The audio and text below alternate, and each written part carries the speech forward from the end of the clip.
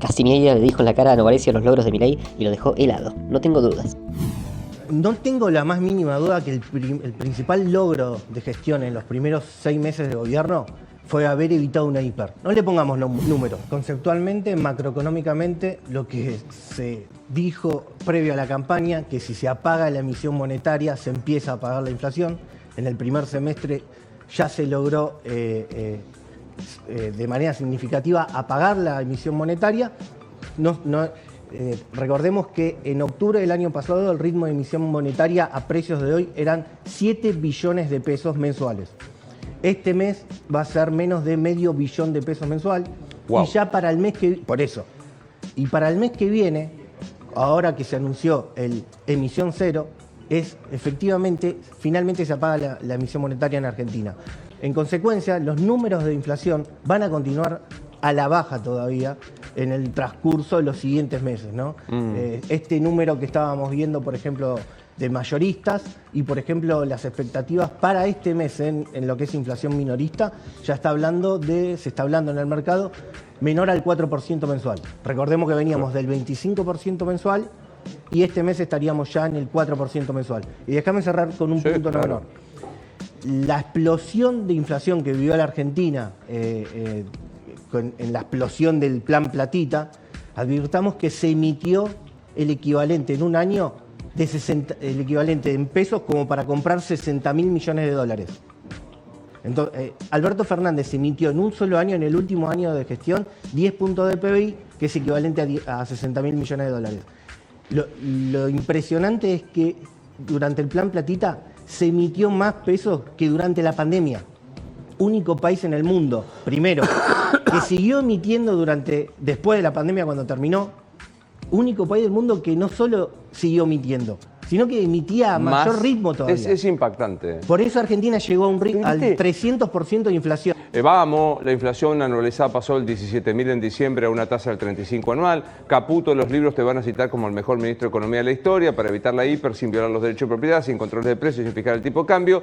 Todo con un ajuste fiscal del 15% del PBI. Vamos a la libertad carajo, etcétera, etcétera. Digamos, esto es de donde se aferra el gobierno.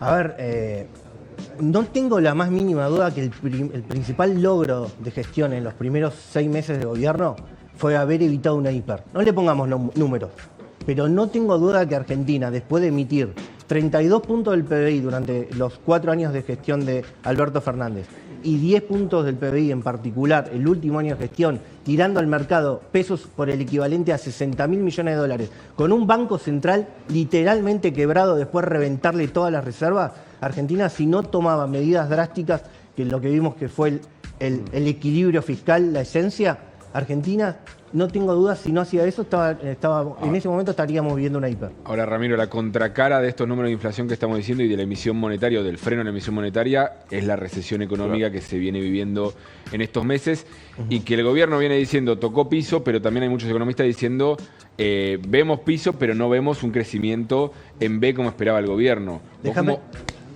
hacer ahí un comentario muy importante porque Argentina está llena de mitos, ¿no? Durante 2 décadas enteras nos metieron en la cabeza que la inflación era multicausal y batallando con las ideas de la libertad decimos, no, mira hermano, si vos apagás la maquinita, se apaga la inflación.